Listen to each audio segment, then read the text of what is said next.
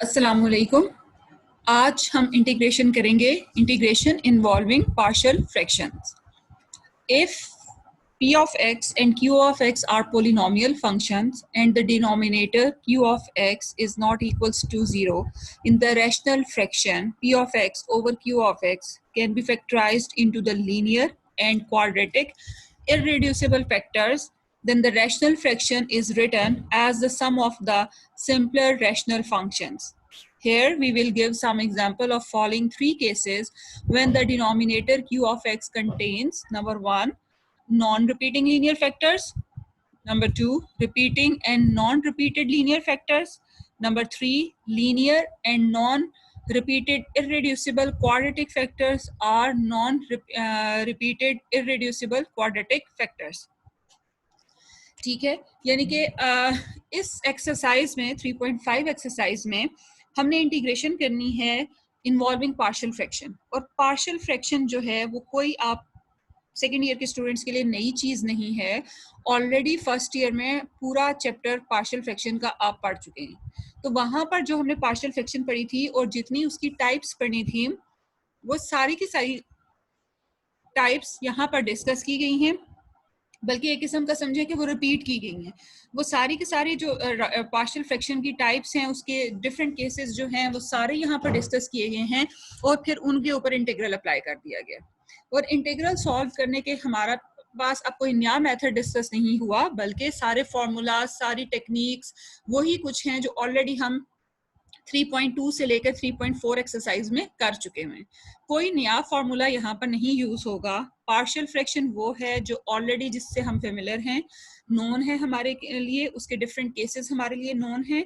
यहाँ पर मैं सिर्फ उनको रिवाइज करवाऊंगी, उन केसेस को हम एक किस्म की उनकी रिवीजन करेंगे, देखेंगे कि वो रिकॉल करेंगे पार्शियल फ्रैक्शन को और फिर उसके ऊपर इंटीग्रल को अप्लाई कर देंगे।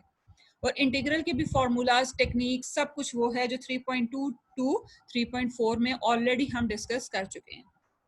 अब हम सबसे पहले केस नंबर 1 कंसीडर करते हैं पार्शियल फ्रैक्शन का। Non repeated linear factors, evaluate the following integrals. यानी कि ये वो इंटीग्रल्स हैं जिसमें हमारे पास जो आपका रैशनल फ्रैक्शन है, जो हमारे पास रैशनल फ्रैक्शन है उसके अंदर क्या है, नॉन रिपीटेड लीनियर फैक्टर्स पड़े हुए हैं। लीनियर फैक्टर्स हैं यानी कि उनकी जो पावर है वो हमारे पास क्या है, 1 है, हाईएस्ट पावर उनकी 1 है। नॉन रिपीटेड, रिपीट नहीं हो रहे होंगे, डिफरेंट लीनियर फैक्टर्स होंगे। वो 2 लीनियर फैक्टर्स भी हो सकते हैं, 3 भी हो सकते हैं, 4 भी हो सकते हैं, बट होंगे क्या होंगे, लीनियर होंगे और नॉन रिपीटिंग होंगे, रिपीट नहीं हो रहा होगा कोई भी। क्वेश्चन नंबर 1 देखते हैं। Integral of 3x + 1 over x² - x - 6 dx। ठीक है, मैं देखूं तो मेरे पास सबसे पहले तो ये चीज है कि ये क्या है। हमने ये भी जज करना है सबसे पहले कि ये प्रॉपर रैशनल फ्रैक्शन है या इम्प्रॉपर रैशनल फ्रैक्शन है। तो इम्प्रॉपर रैशनल फ्रैक्शन को भी हम जरा रिवाइज कर लेते हैं। इम्प्रॉपर रैशनल फ्रैक्शन कब होती है, जब न्यूमरेटर की डिग्री और डिनोमिनेटर की डिग्री या तो इक्वल हो या degree of numerator is greater than degree of denominator. ठीक है, तो वो इम्प्रॉपर होता है। और इम्प्रॉपर रैशनल फ्रैक्शन को बाय लॉन्ग डिवीजन पहले हम प्रॉपर में कन्वर्ट करते हैं एंड देन उसका नेक्स्ट प्रोसीजर करते हैं। तो यहाँ पर मेरे पास जो पहले क्वेश्चन है वो मैंने देख लिया कि ये मेरे पास प्रॉपर रैशनल फ्रैक्शन है, बिकॉज न्यूमरेटर की जो डिग्री है वो क्या है, 1, और डिनोमिनेटर की डिग्री क्या है, 2। न्यूमरेटर में जो पोलिनोमियल पड़ा है 3x + 1, उसमें चूंकि है x की हाईएस्ट पावर 1 है, सो इस पोलिनोमियल की डिग्री क्या है, 1। और जो डिनोमिनेटर में हमारे पास वो पड़ा है पोलिनोमियल, उसमें x की हाईएस्ट पावर क्या है, 2। सो वो क्या है, क्वाड्रेटिक है, और 2 है तो ग्रेटर देन न्यूमरेटर की डिग्री है, जिसकी वजह से ये क्या हो गया, प्रॉपर रैशनल फ्रैक्शन हो गया। फिर हमारे पास जो डिनोमिनेटर में पड़ा है वो क्या है, क्वाड्रेटिक है, क्वाड्रेटिक एक्सप्रेशन है, तो हम उसको बाय फैक्टराइजेशन उसके फैक्टर्स ऑब्टेन कर लेंगे।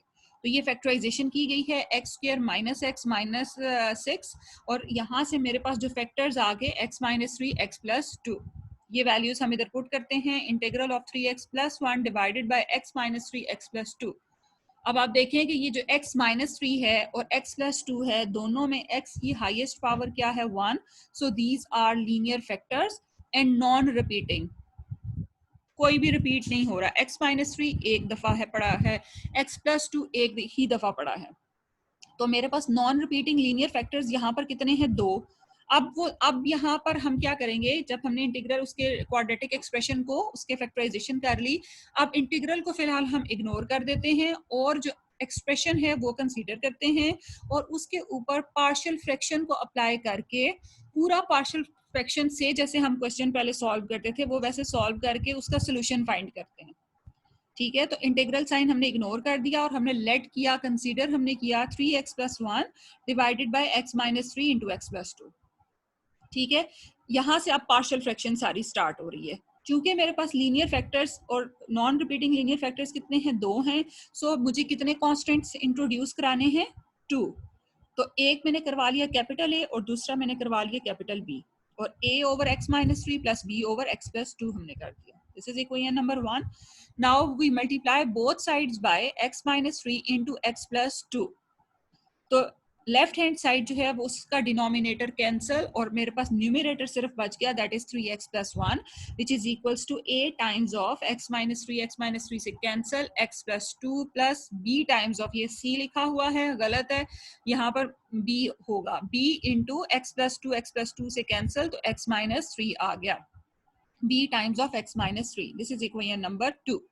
अब हमने अगला स्टेप क्या होता है पार्शियल फ्रैक्शन में कि जितने हमारे पास लीनियर फैक्टर्स हैं उनको 1 बाय 1 इक्वल्स टू 0 पुट करते हैं, वहां से x की वैल्यू निकालते हैं और वो वैल्यू पुट करते हैं हम इक्वेशन नंबर 2 में।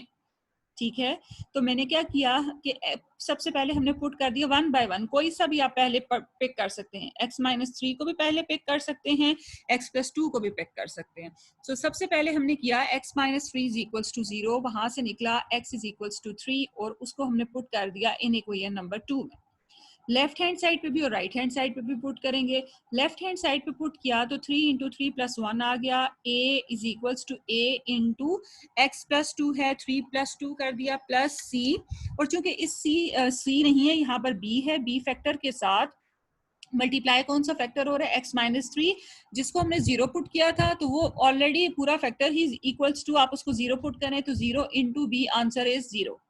तो यहाँ पर सिर्फ b फैक्टर 0 हो जाएगा और सिर्फ a फैक्टर बच जाएगा। तो a इंटू 3 प्लस 2 और यहाँ पर मेरे पास लेफ्ट हैंड साइड पे आया 10, 10 is equals to 5 times of a which is equals to a equals to 2। a का आंसर मेरे पास 2 आ गया। अब दूसरा जो लीनियर फैक्टर है x प्लस 2, उसको इक्वल्स टू 0 पुट करेंगे, तो हमने पुट किया x plus 2 is equals to 0। This implies that x is equals to minus 2 in equation number 2। 2 के अंदर हमने लेफ्ट हैंड साइड पे भी इसको पुट किया, राइट हैंड साइड पे चूंकि a के साथ क्या फैक्टर पड़ा हुआ है x प्लस 2, तो जब वो फैक्टर ही इक्वल्स टू 0 पुट किया तो पूरा a वाला फैक्टर खत्म हो गया और यहाँ पर मेरे पास सिर्फ क्या बचा, b times of b into x minus 3, जिसमें x की जगह हमने माइनस 2 पुट किया और इससे हमारे पास b का आंसर क्या आ गया, इक्वल्स टू 1 आ गया। फिर हमें पता है कि ये जो a और b हमारे पास आ जाते हैं, हम इनको पुट करते हैं इक्वेशन नंबर 1 में। हमने 1 में पुट किया कि 3x plus 1 left hand side as it is 3x plus 1 divided by x minus 3 into x plus 2 which is equals to a की जगह वैल्यू पुट कर दी 2 divided by x minus 3 plus b की जगह 1, 1 divided by x plus 2। ठीक है, अब यानी कि ये हमारे पास पार्शियल फ्रैक्शन हो गई सॉल्व। अब हमने इसके ऊपर अप्लाई करना है इंटीग्रल साइन। इंटीग्रल अप्लाई किया, जब इंटीग्रल किया तो साथ में dx भी आ गया विच इज इक्वल्स टू 2, चूंकि न्यूमरेटर में पड़ा है कांस्टेंट है बाहर निकल आया, integral of 1 over x minus 3 dx plus integral of 1 over x plus 2 dx। ठीक है, this is equals to 2 times. अब मेरे पास न्यूमरेटर में 1 पड़ा है, डिनोमिनेटर का जो फंक्शन है x माइनस 3 उसका डेरिवेटिव हमारे पास क्या है 1, जो कि न्यूमरेटर में पड़ा है, सो फॉर्मूला लग गया ln of x minus 3 plus नीचे न्यूमरेटर में 1 पड़ा है, डिनोमिनेटर का फंक्शन x प्लस 2 है जिसका डेरिवेटिव क्या होता है 1, सो इसके ऊपर भी फॉर्मूला ln का लग गया ln of x plus 2 plus c। ठीक है, तो देख लें कि सबसे पहले क्या था हमारे पास, ये एक्सप्रेशन था जिसके ऊपर हमने, जिसको पहले विदाउट हमने partial fraction integral sign consider किया, उसके ऊपर पूरा पार्शियल फ्रैक्शन से उसको सॉल्व किया और लास्ट में इंटीग्रल अप्लाई कर दिया। और इंटीग्रल में जो फिर जो इंटीग्रल को एवेलुएट करना है वो अब सिंपल केसेस फार्मूलाज आ जाते हैं, उसमें कोई कॉम्प्लिकेशन नहीं है। ये हमें पता है कि ये हमारे पास ln का फार्मूला बन रहा है क्योंकि न्यूमरेटर में डेरिवेटिव पड़ा है और डिनोमिनेटर में फंक्शन है जिसकी पावर क्या है 1। क्वेश्चन नंबर 2 देख लेते हैं। Integral of 5x plus 8 divided by x plus 3 into 2x minus 1 dx। ठीक है, अगेन वही चीज के पहले विदाउट इंटीग्रल साइन हम कंसीडर करेंगे एक्सप्रेशन, वो हमने कंसीडर कर लिया 5x plus 8 divided by x plus 3 into 2x minus 1। ठीक है, अब मेरे पास लीनियर फैक्टर्स कितने हैं, 2। x प्लस 3 एक लीनियर फैक्टर है, x की हाईएस्ट पावर 1 है। 2x माइनस 1 दूसरा लीनियर फैक्टर है, x की हाईएस्ट पावर 1 है। और दोनों क्या है, नॉन रिपीटिंग है, रिपीट नहीं हो रहे। तो इसको हमने कर लिया a over x plus 3 plus b over 2x minus 1। This is equation number 1। Multiply किया both sides by LCM x plus 3 into 2x minus 1 से। लेफ्ट हैंड साइड मेरे पास आ गई 5x plus 8 is equals to a into 2x minus 1 plus b into x plus 3। This is equation number b2 sorry. फिर again वही तरीका कि 1 bye 1 दोनों लीनियर फैक्टर्स को हमने क्या करना है, इक्वल्स टू 0 पुट करना है। तो x प्लस 3 को इक्वल्स टू 0 पुट किया, वहां से मेरे पास निकला x is equals to minus 3 और इसको हमने पुट कर दिया इक्वेशन नंबर 2 में। तो 5 into minus 3 plus 8 which is equals to 8, इसके अंदर वैल्यूज पुट की तो a का आंसर मेरे पास आ गया 1। नेक्स्ट हमारे पास जो लीनियर फैक्टर है दैट इज 2x माइनस 1, उसको इक्वल्स टू 0 पुट किया, वहां से x को हमने निकाला, दिस इज 1 बाई 2 और उसको इक्वेशन नंबर 2 के अंदर जो है वो हमने पुट कर दिया। और 2 के अंदर जब हम लोगों ने पुट किया तो मेरे पास कौन सा फैक्टर 0 हो रहा है, a पूरा फैक्टर 0 हो रहा है और पीछे सिर्फ b वाला बच रहा है। तो b ये सारे के अंदर हमने वैल्यूज पुट की हैं, तो b का आंसर मेरे पास क्या आ गया 3। नाउ इस a और b को हमने इक्वेशन नंबर 1 के अंदर पुट करना है। तो 5x plus 8 divided by x plus 3 into 2x minus 1 which is equals to 1 over x plus 3 plus b का आंसर क्या आया 3 ओवर 2x माइनस 1। अब इसके ऊपर इंटीग्रल साइन को अप्लाई कर देते हैं, both sides integral sign apply किए, multiply and dividing by 2। Okay, ये अभी यहाँ पर नहीं करते, पहले हमारे पास integral of 1 over x plus 3 dx plus ये मेरे पास क्या है 3 बाहर चला गया, integral of 1 over 2x minus 1।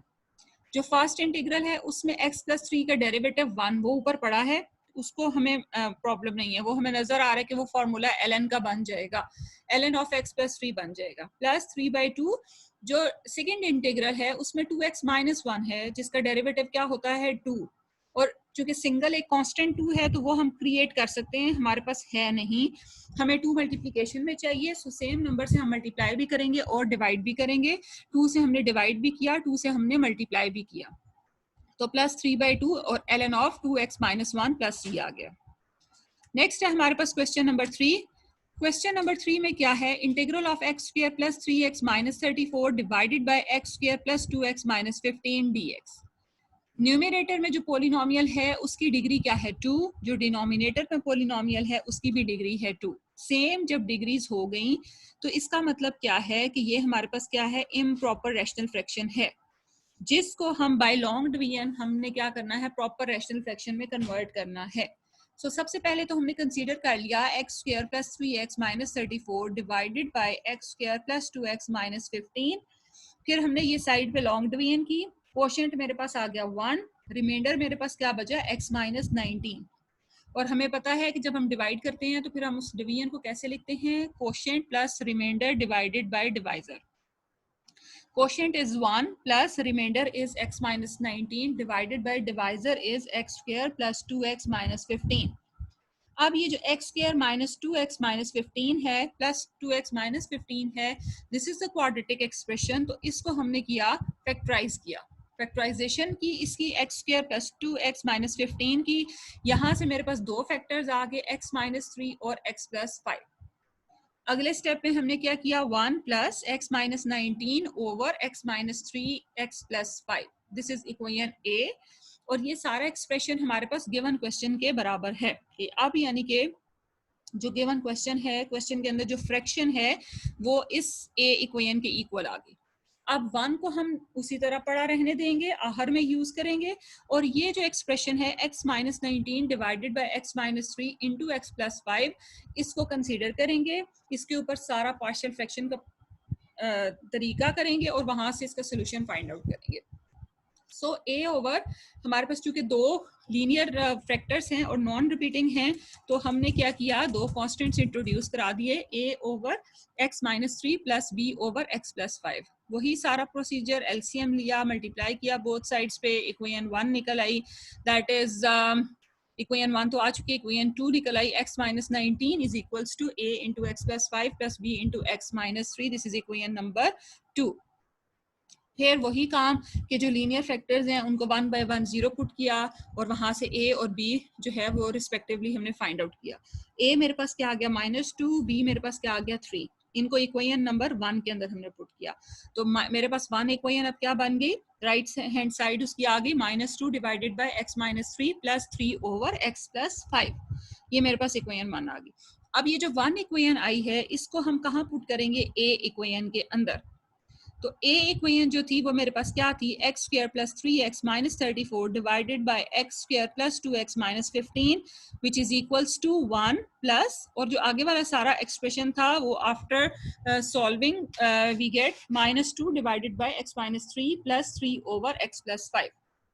ठीक है, तो ये पूरी इक्वेशन जो है वो स्मॉल a वाली जो थी वो अब ये शक्ल इसकी बन गई। अब इसके ऊपर अप्लाई कर देंगे integral both sides, integral apply किया, साथ में dx आ गया, राइट हैंड साइड पे जो है वो हमारे पास क्या बचा, इंटीग्रल ऑफ 1 dx माइनस 2 है वो कांस्टेंट है वो बाहर निकाल दिया, integral of 1 over x minus 3 dx plus 3 constant है वो बाहर निकाल दिया, integral of 1 over x plus 5 dx, this is equals to, इनको इंटीग्रेट किया तो आंसर मेरे पास क्या आ गया, 1 का इंटीग्रल आया x minus 2 ln of x minus 3 plus 3 ln of x plus 5 and plus c।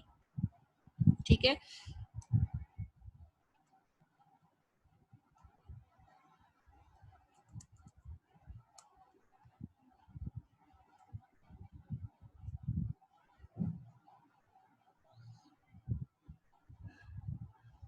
बाकी इसकी सारी की सारी वही मतलब उन्होंने एक प्रैक्टिस दी हुई है, क्वेश्चंस सेम उसी सेम प्रोसीजर के दिए हुए हैं, वो आप देख लेंगे। क्वेश्चन नंबर 10 को मैं डिस्कस करती हूँ यहाँ पर, बल्कि 10 की बजाय हम 11 करते हैं, 11 करेंगे तो 10 और भी आसान लगेगा। लेट हमारे पास क्वेश्चन है 11, 5x square plus 9x plus 6 quadratic expression है divided by x square minus 1 into 2x plus 3। सबसे पहले हमने वही चेक करना है कि हमारे पास जो फ्रैक्शन है वो प्रॉपर है या इम्प्रॉपर है। तो ये मेरे पास क्या है, प्रॉपर रैशनल फ्रैक्शन है, क्योंकि न्यूमरेटर में x की हाईएस्ट पावर 2 है, डिनोमिनेटर में x की हाईएस्ट पावर 3 है, so this is the proper rational fraction.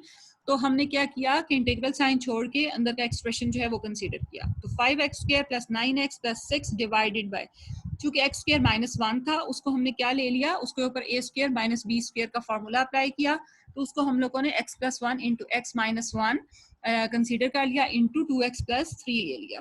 ठीक है, यानी कि जो वो एक्स स्क्वायर माइनस 1 जो था उसके ऊपर a प्लस बी का फॉर्मूला लगाया और तीसरा फैक्टर एज इट इज आ गया। अब मैं देखूं तो डिनोमिनेटर में मेरे पास जो फैक्टर्स हैं वो 3 फैक्टर्स पड़े हैं, लीनियर हैं एंड नॉन रिपीटिंग है। ठीक है, तो इसका मतलब क्या हुआ, मेरे पास कितने कांस्टेंट्स इंट्रोड्यूस होंगे, यहाँ पर 3 कांस्टेंट्स इंट्रोड्यूस होंगे, ए बी एंड सी। तो हमने a ले लिया, a ओवर x प्लस 1 कर लिया, plus b over x minus 1 कर लिया, plus c over 2x plus 3 कर लिया। अब फिर सेम पार्शियल फ्रैक्शन का मेथड अप्लाई किया, एलसीएम से मल्टीप्लाई किया, और फिर हमारे पास इक्वेशन नंबर 2 आ गई। 2 के बाद हमने यहाँ पर क्या करना है, 1 बाय 1, इन चूंकि तीनों लीनियर फैक्टर्स हैं, x प्लस 1 है, x माइनस 1 है, 2x प्लस 3 है, तीनों को 1 बाय 1 इक्वल्स टू 0 पुट करना है, और वहाँ से a b और c की जो वैल्यूज हैं वो हमने निकालनी है। जब x plus 1 equals to 0 put किया, x is equals to minus 1 equation number 2 में पुट किया, तो वहां से मेरे पास जो है वो क्या निकला, a निकल आया, और a का आंसर जो है वो मेरे पास निकला -1।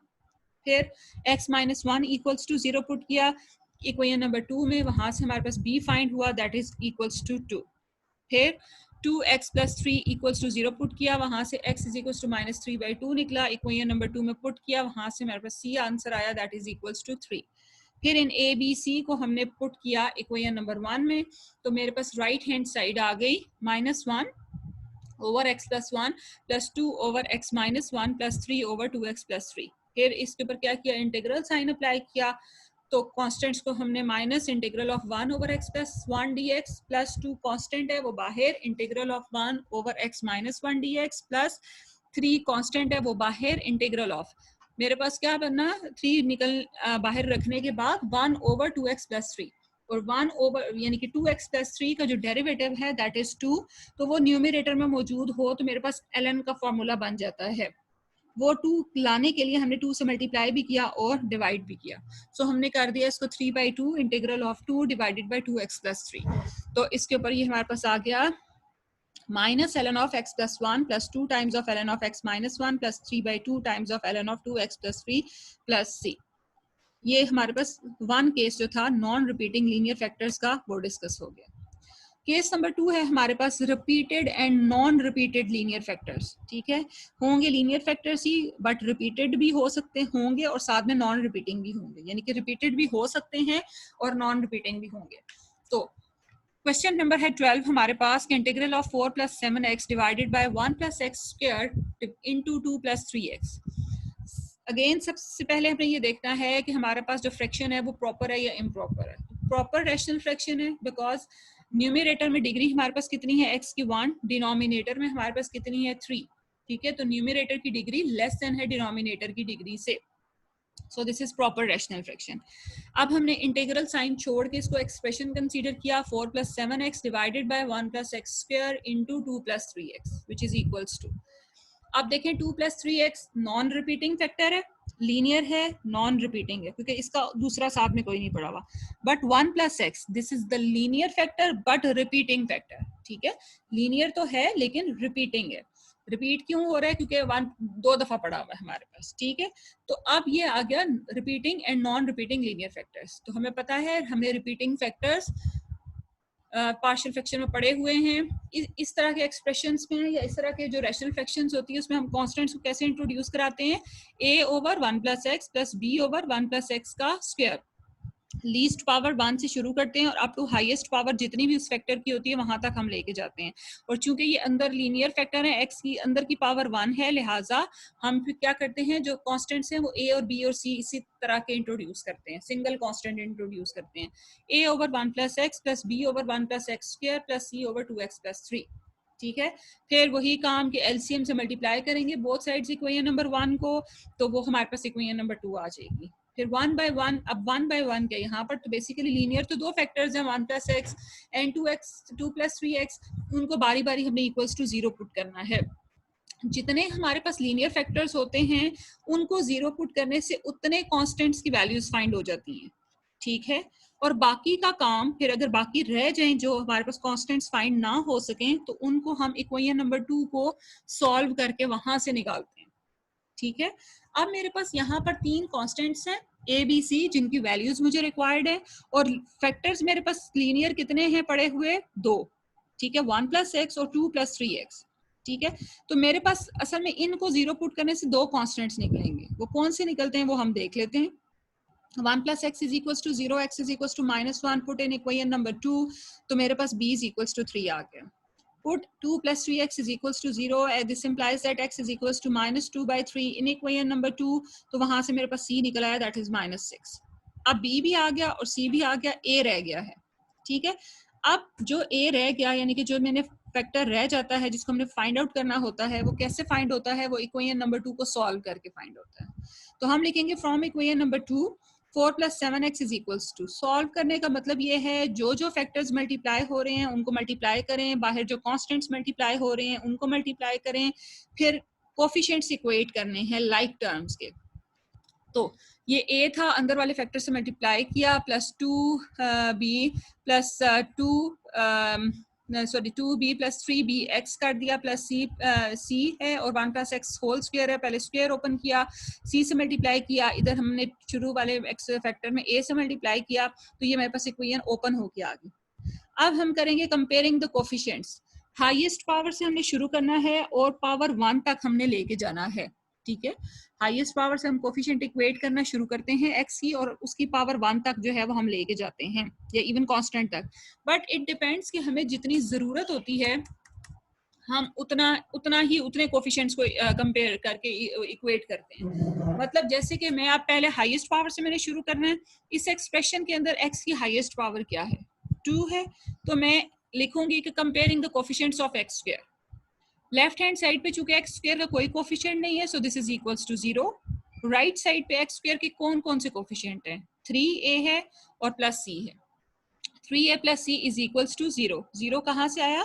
क्योंकि लेफ्ट साइड पे एक्स स्क्वायर का कोई कोफिशिएंट नहीं था, मींस कि 0 कोफिशिएंट पड़ा है। और राइट साइड पे वो हर वो टर्म जिसके साथ एक्स स्क्वायर है वो कौन सी है? 3a प्लस सी। ठीक है, इज इक्वल्स टू 0।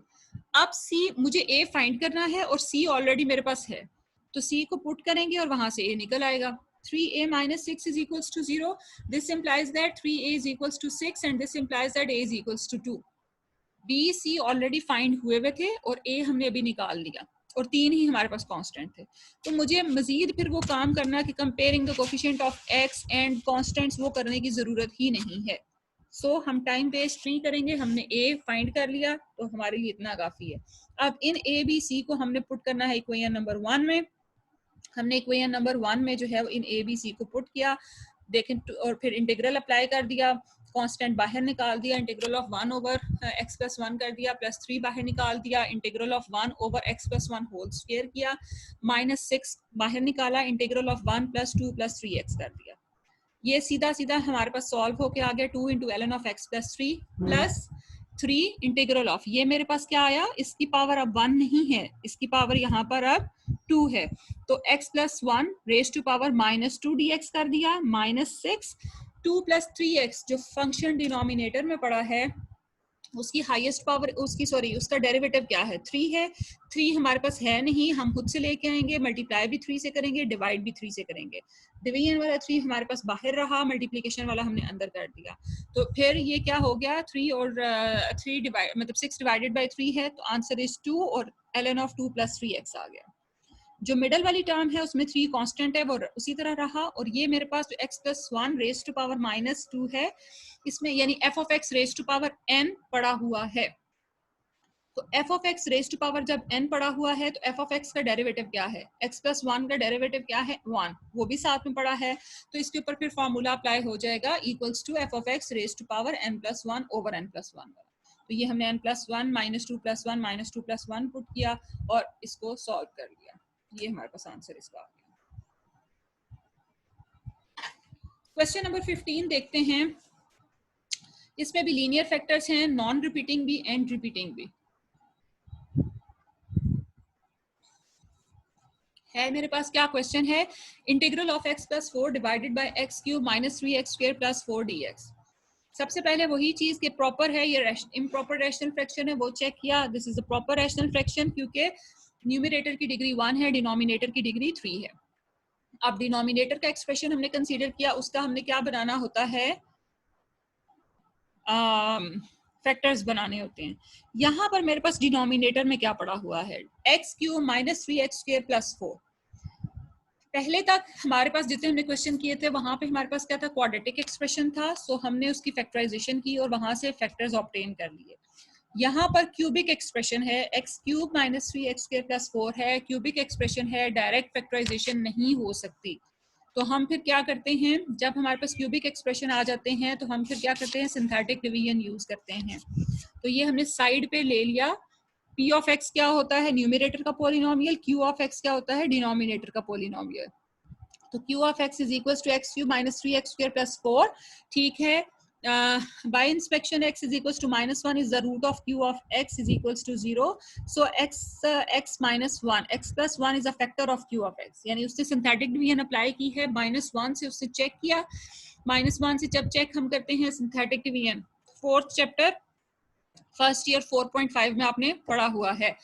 पहले हम थोड़ा सा इसको यहाँ से q ऑफ x को देख लेते हैं। क्यूबिक है, x क्यूब का कोफिशिएंट क्या है? 1 हमने लिखा, x स्क्वायर का कोफिशिएंट क्या है? माइनस 3 लिखा, x का कोफिशिएंट नहीं है तो 0 लिखा और कांस्टेंट लिख दिया 4। 1 एज इट इज आ गया। हम इसको चेक करें माइनस 1 के लिए, 1 एज इट इज आ गया। ये वाला 1 इस माइनस 1 से मल्टीप्लाई होता है, तो आंसर इज माइनस 1, वो माइनस 3 के नीचे लिखा गया। तो -3 - 1 क्या हो गया -4, फिर इस -4 को इस बाहर वाले -1 से मल्टीप्लाई किया, -1 इंटू -4 आंसर इज +4, 0 4 0 के नीचे 4 हमने लिख दिया, 0 + 4 आंसर इज 4, फिर 4 फिर बाहर वाले -1 से मल्टीप्लाई हुआ तो -4 आ गया, जिसको हमने नेक्स्ट वाली टर्म के नीचे यानी 4 के नीचे लिख दिया -4 करके, आंसर इज 0। रिमाइंडर जब हमारे पास 0 आ जाए, ये आखिरी वाली टर्म क्या होती है, रिमाइंडर। रिमाइंडर जब 0 आ जाए तो इसका मतलब क्या है कि ये जो ये जो वैल्यू पुट की गई है -1 यानी x is equal to -1, this is the root of the polynomial. यहाँ पर क्या है, q ऑफ x। सो एक तो हमारे पास आ गया x is equal to -1, that is ये -1 इधर आएगा तो x + 1 उसका एक फैक्टर बन जाएगा, और बाकी जो हमारे पास ये रह जाते हैं, इससे हमारे पास क्या होता है, 1 डिग्री लेस इसको कर देते हैं, ये उस टर्म का कोफिशिएंट होता है, that is x² - 4x + 4।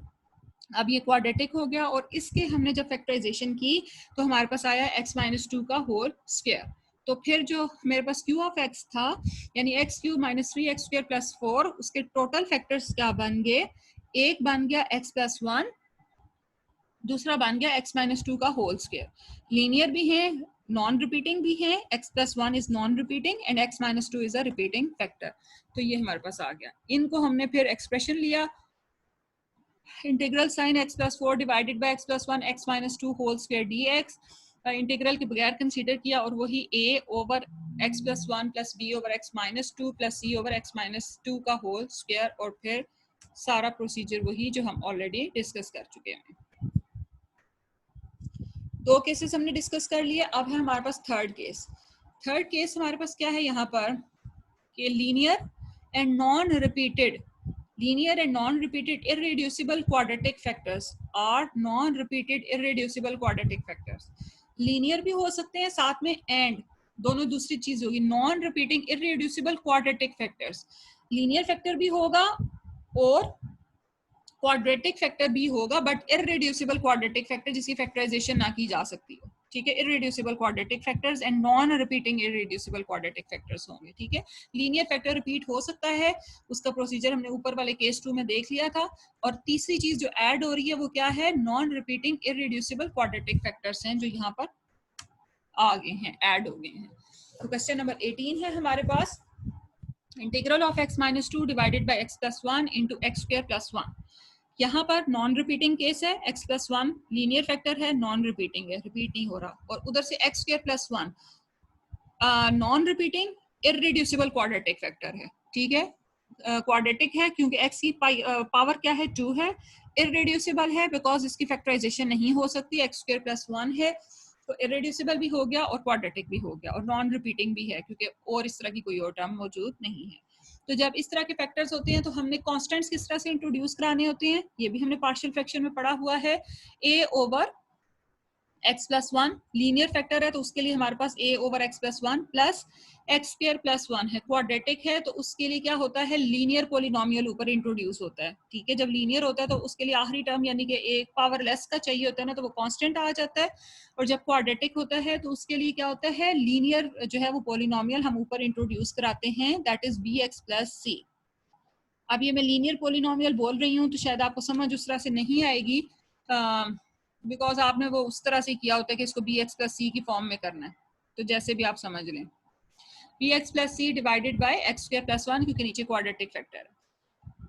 Multiply equation number 1 both sides by the LCM, तो लेफ्ट हैंड साइड आ गई x - 2, राइट साइड मेरे पास आ गई a into x² + 1 plus bx + c into x + 1, ठीक है। इक्वेशन नंबर 2, जितने लीनियर फैक्टर्स होते हैं उनको 1 by 1 = 0 पुट करते हैं इक्वेशन नंबर 2 में, और वहां से हम ऑब्टेन करते हैं कांस्टेंट्स की वैल्यूज।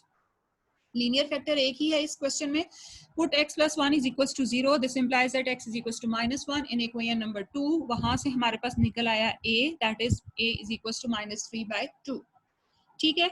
अब मैंने पहले भी बताया था कि जितने लीनियर फैक्टर्स होते हैं उतने तो कांस्टेंट आराम से निकल आते हैं, फिर जो बाकी रह जाते हैं वो इक्वेशन नंबर 2 को सॉल्व करके और कंपेयरिंग द कोफिशिएंट्स करके हम ऑब्टेन करते हैं।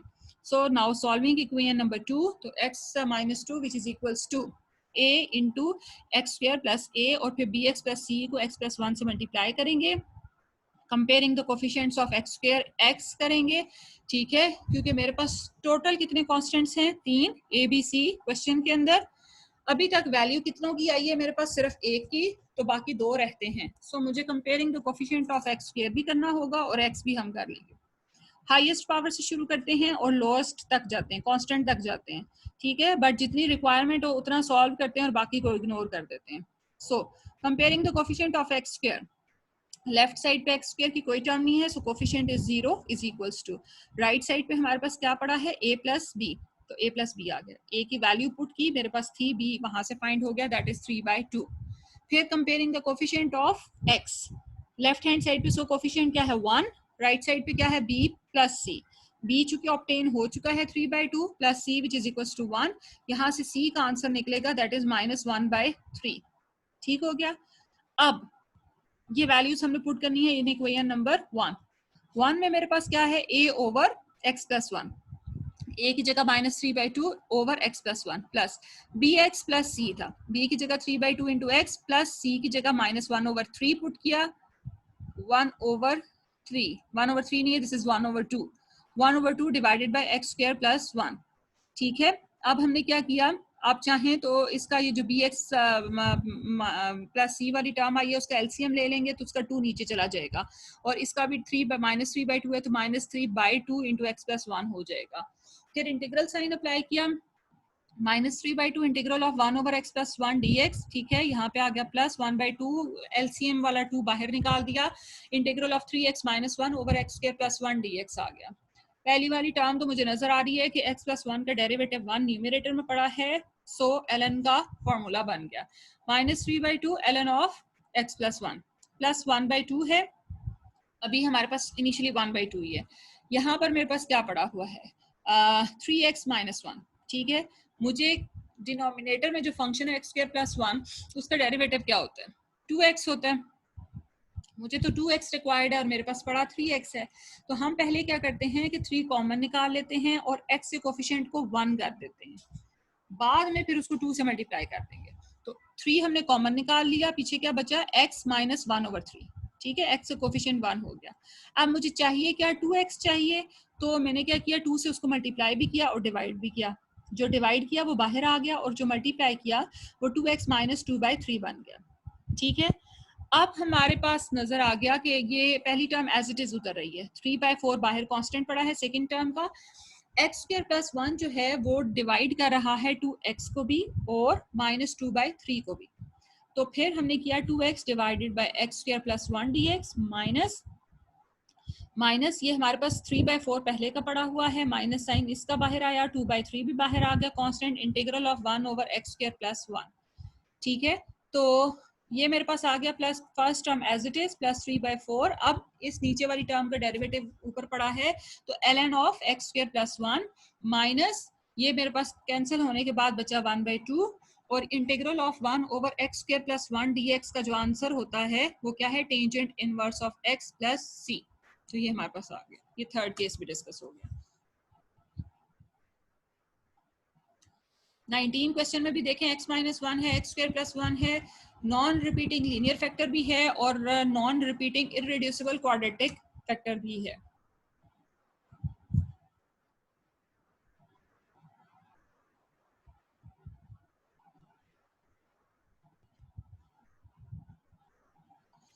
बाकी भी उसी ही की एग्जांपल्स हैं, थर्ड केस की हमारे पास जो हैं वो गिवन है। एक हम डिस्कस कर लेते हैं क्वेश्चन नंबर 26, जिसमें हमारे पास क्या है, integral of 3x plus 1 divided bye 4x square plus 1 into x square minus x plus 1।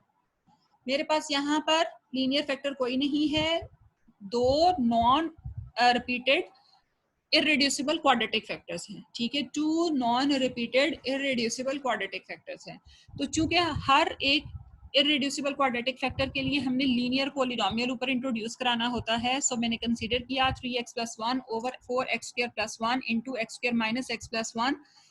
इसके लिए मैंने पहले फैक्टर के लिए ax प्लस b इंट्रोड्यूस करा दिया, दूसरे फैक्टर के लिए मैंने plus cx plus d introduce करा दिया, ठीक है, वही एलसीएम से मल्टीप्लाई किया, ये इक्वेशन नंबर 1 थी, इक्वेशन नंबर 2 हमारे पास आ गई। चूंकि कोई लीनियर फैक्टर नहीं है, सो वो कि जिसको हम इक्वल टू 0 पुट करें और वहां से वो हमारे पास जो है वो आंसर हमें दे देगा किसी न किसी एक या दो का, या जिस तरह जितने लीनियर फैक्टर्स होते हैं उतने कांस्टेंट्स का आंसर हमें मिल जाता है। वो चीज़ यहाँ पर नहीं हो सकती क्योंकि कोई लीनियर फैक्टर नहीं है, क्वाड्रेटिक हैं दोनों। तो मैंने कहा था कि जब वो लीनियर फैक्टर ना हो तो फिर इक्वेशन नंबर 2 को सॉल्व करते हैं, कंपेयरिंग द कोफिशिएंट्स करते हैं। तो comparing the coefficients of highest power कितनी है, x क्यूब है, वो भी करेंगे, फिर x स्क्वायर करेंगे, फिर x की पावर 1 करेंगे, फिर x की पावर 0 करेंगे। क्योंकि मेरे पास कितने कांस्टेंट्स मुझे ऑब्टेन करने हैं, a b c d, 4। तो 4 कांस्टेंट्स को ऑब्टेन करने के लिए कम से कम 4 इक्वेशंस होनी चाहिए। तो वो हमारे पास आ गई x क्यूब की इक्वेशन, x स्क्वायर, x की पावर 1 एंड x की पावर 0। बारी बारी हमने कंपेयर किए, एक्स क्यूब का कंपेयर किया तो राइट साइड पे चूंकि एक्स क्यूब का नहीं है कोफिशिएंट तो 0 हो गया, और लेफ्ट साइड से क्या निकला, a प्लस 4c।